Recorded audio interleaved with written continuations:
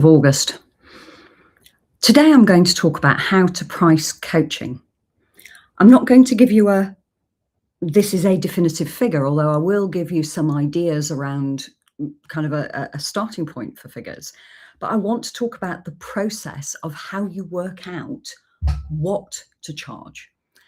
And the reason that I want to do this, and I sort of touched on it in yesterday's live stream, when we are training to be coaches and there are some business development sessions, or maybe our professional bodies offer some business development sessions, the sessions around business development tend to be around kind of how to run your business rather than how to build it.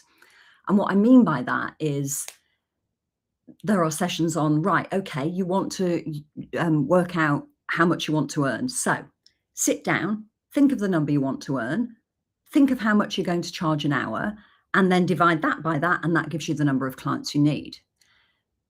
Now, there are some massive assumptions in there that will prevent coaches who kind of set off with that concept in mind, will cause them to really struggle.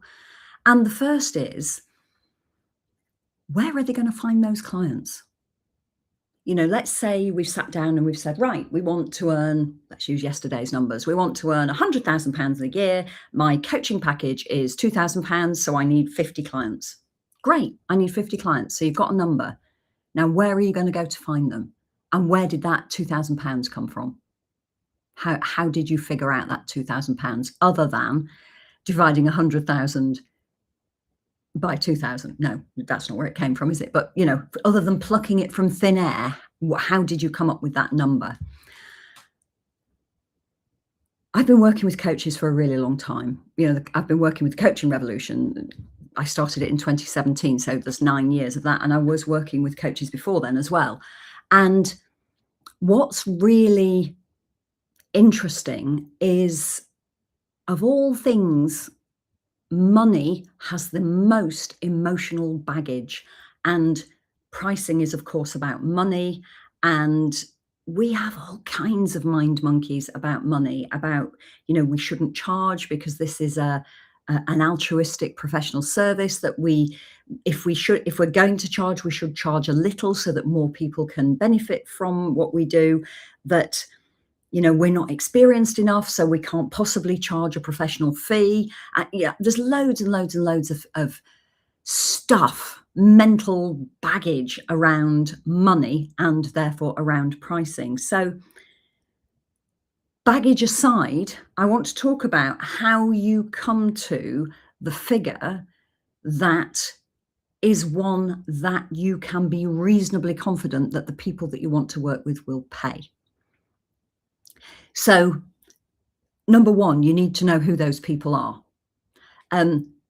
Professionals isn't a tight enough, or it's not even a slightly focused, but it's not a tight enough focus. Women in transition isn't a tight enough focus. Which women, which transition? And the reason that knowing which women and which transition is important is because you need to be able to find them. And you need to be able to articulate the value of your coaching in a way that they can assimilate, that they can understand and go, oh, yes, I need that. I'd like to pay for that. And as a whole profession, we are incredibly bad at that, at describing the value of coaching in the way that non-coaches can assimilate. That sentence describes what marketing is. Marketing is articulating the value of coaching in a way that non-coaches can assimilate. And I'm going to keep saying that sentence because it's really important. If I ask coaches to tell me what do I get if I work with you, they disappear down a hole of describing the coaching process. And there's a problem with that. Nobody buys the processes of other professionals. Like, we don't buy the process of a conveyance when we're buying or selling a house. We buy the certainty of knowing that it'll be done properly and the most peace of mind we can get from that process. That's what we pay a lawyer for. We pay an accountant so that we don't have to worry about the detail of our end of year accounts, for example, that we buy the security of knowing that when those accounts are submitted, they're correct. Now, obviously, we check them, but what we're buying is that security. So what are your clients buying from you? And again, when I talk to groups of coaches about this, they'll say, oh, confidence, clarity. And what does that mean? What will that clarity give me? What will that confidence give me? Because until you can tell me what I'll get, what's in it for me from working with you, I'm not going to spend £2,000 with you. And when I say I'm not going to spend, I mean consumers, clients aren't going to spend money with you if they don't understand what they're getting in return. And when we are the consumer and not the purveyor, we're exactly the same. We want to know, what are we going to get for this money? We might be able to afford it easily, but we still want to know, what do we get in return? And we are not getting that, or we are not articulating that if we're trying to explain the coaching process. Now, to go back to, well, how do we set pricing? A rule of thumb, kind of price per hour for somebody who has finished coach training and is now building hours and working towards becoming qualified, is £125 to £150 an hour, private client. Obviously, working with organisations, the fees can be very much higher. The lead time is also significantly higher. Procurement processes, preferred supplier lists, etc. That there's lots of people to get involved in the process when you're working with an organisation. And when you're working with a private client, it's one person, and that one person needs to decide, are they going to get out their card and pay you or not? It's just one person and one decision, and they can make that decision easily. When you know who that person is, and I don't mean women in transition or professionals who feel anxious or those who are overwhelmed, because again, we have no way of finding those people. If you think about, I'm going to use LinkedIn as an example, not because it's the only place you need to be, but because all professional coaches should have a well-optimized LinkedIn profile. And I have yet to meet the coach whose potential clients aren't on LinkedIn. I've met hundreds who tell me that their clients aren't on LinkedIn, but I've yet to meet the one who actually doesn't have clients on LinkedIn or potential clients on LinkedIn. So if you think about how you find people on LinkedIn, you find them by job title. Now, an interesting exercise is to, I said coaches tell me they want to work with people who are overwhelmed and anxious, or just overwhelmed. If you go to the search bar in LinkedIn and type in overwhelmed, you'll find hundreds of coaches who say they work with people who are overwhelmed. Now, the thing about marketing is that we are completely surrounded by it. We see between 10 and 14,000 marketing messages a day. And our reticular activating systems are incredibly good at filtering out stuff that's nothing to do with us, because it has to be. If we paid attention to every one of those 10 to 14,000 ads that we see, bearing in mind ads are only one form of marketing, we wouldn't have time to do anything else. I mean, think about it. Ads are on the sides of buses. They're on billboards. Billboards used to be static and now they're digital. So, you can be standing looking at a billboard and see 6 or 7 ads in the time that you're gazing at it. They're in print media. They're in social media. They're, around LinkedIn. They're on the radio. They're on the TV. They're in the cinema. I could go on and on. They're everywhere. And so we get very good as human beings, because we do this all the time, at filtering out stuff that we're not interested in and noticing things that we are interested in. And it's our reticular activating system that does that. And a really good example of your reticular activating system doing its thing is if somebody recommends a film to you and suddenly you see it everywhere.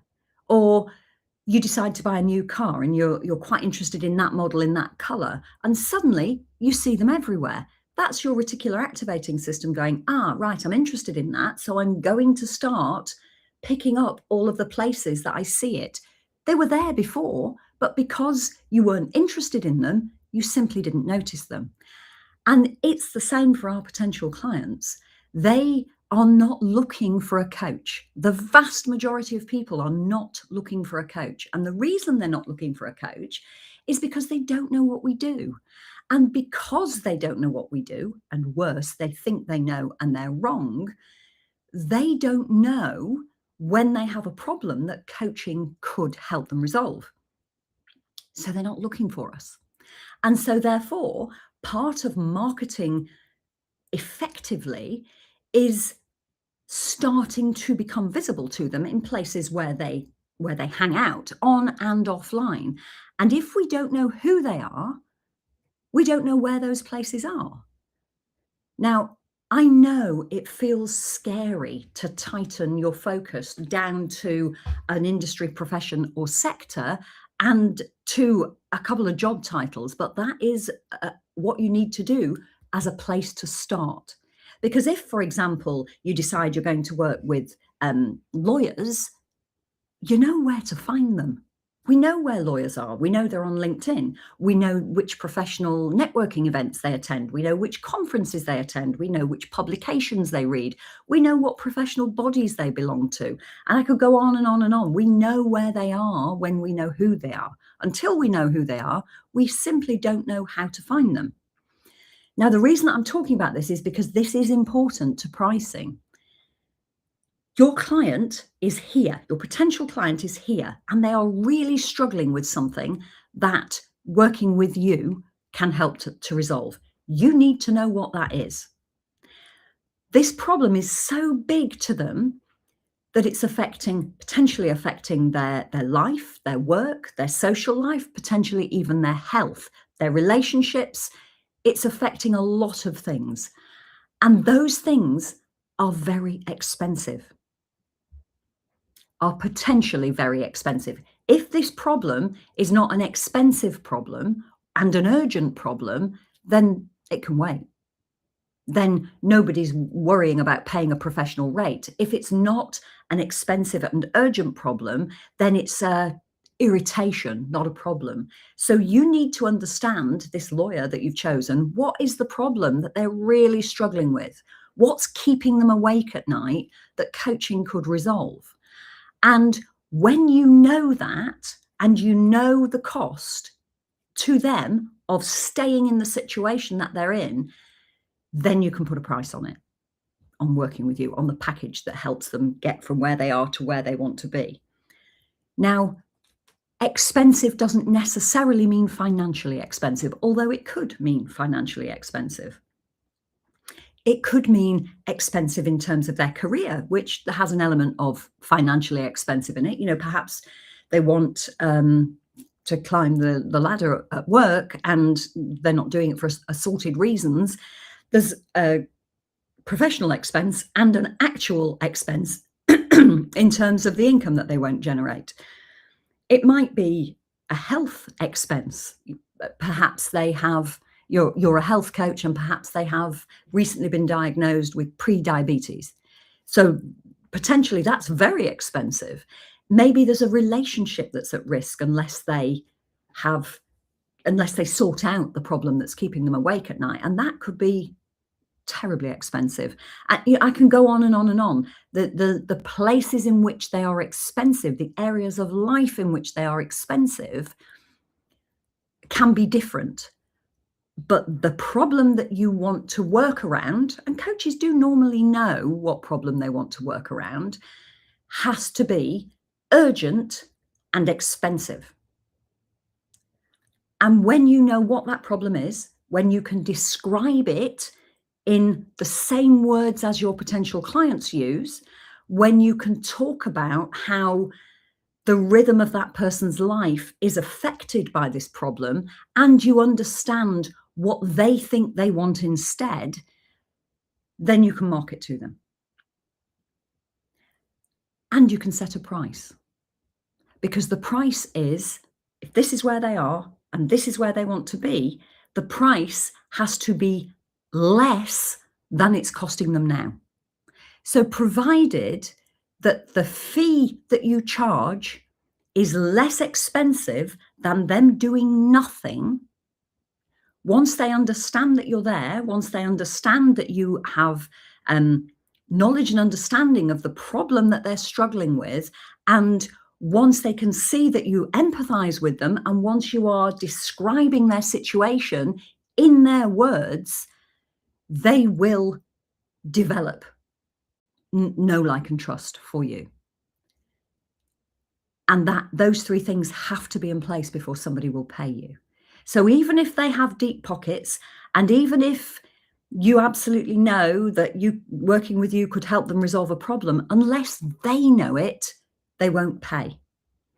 And I have lots of coaches saying, well, 125 to 150 pounds an hour is a lot of money. Why don't we just make it 50 pounds an hour and think how much bigger an audience we'd have? And it doesn't work like that. People won't pay 150 pounds for a session unless they understand what they're going to get.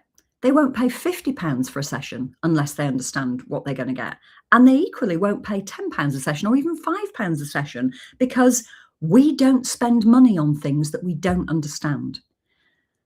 And so knowing who your client is, knowing the problem that they've got and the impact it's having on their lives, and understanding the cost of that impact makes designing a coaching package an awful lot easier. It's not a simple process. Packaging and pricing sits on the marketing side of our business, not the delivery side of our business, because packaging and pricing depends on who our client is, what the problem is, etc. And it's not a simple process.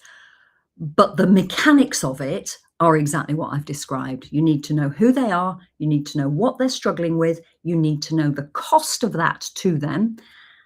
And you need to be where they are, explaining why you absolutely know and understand the problem that they've got, how it's impacting them, and that you can help them. Now, one of the things that coaches will say to me is that they find that their best coaching happens when they don't know anything at all about their coaching clients. So how can this work?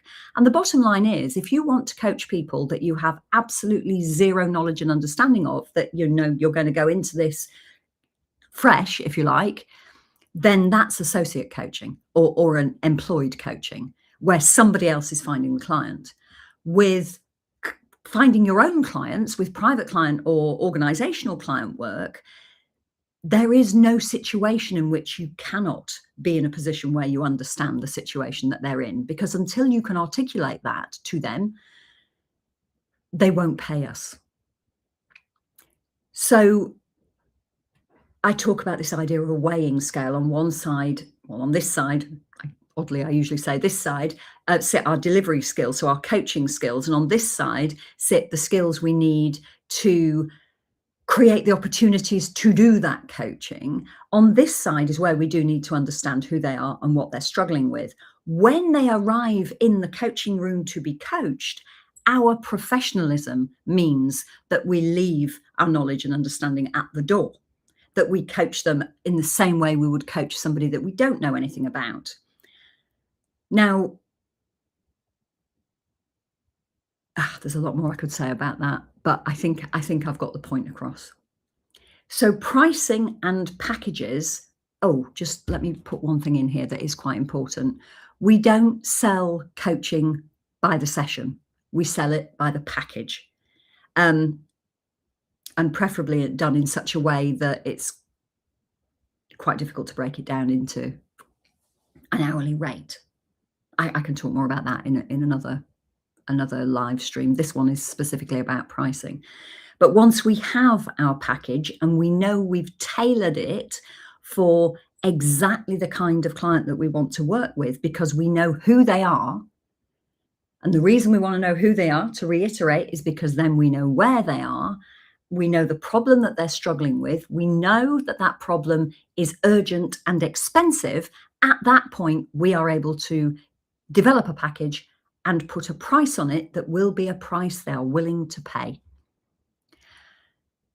So how much we want to earn is a nice hypothetical exercise if we're doing it as a newly minted coach. but it doesn't say anything about where we're going to find those clients. And until we know where we're going to find them, we're really going to struggle. If you'd like to have a conversation with me, a robust conversation, if you like, if you completely disagree with what I've said, why don't you register for my Nail Your Niche challenge? It's not happening until September, when the kids are back at school and the summer is over. Perhaps we might get an extended summer this year, but anyway, September. It runs from the 7th to the 10th of September. It's light on sitting at a desk and doing, and heavy on thinking. But in that environment, you will have the opportunity to ask all of your questions and to disagree with me as strongly as you like. And we can have a really robust conversation about the things that you currently think might be true and that maybe aren't. And by the end of the 4 days, you will have a clear understanding of how marketing for coaches works. And it's fun. It's really fun. I'll put a link to register for the challenge around this video. I'll put it in the comments, sorry, in the post, and I'll put the link in the comments too. And I'll see you tomorrow when we're going to talk about, let me just check, what coaching for free costs us. See you tomorrow.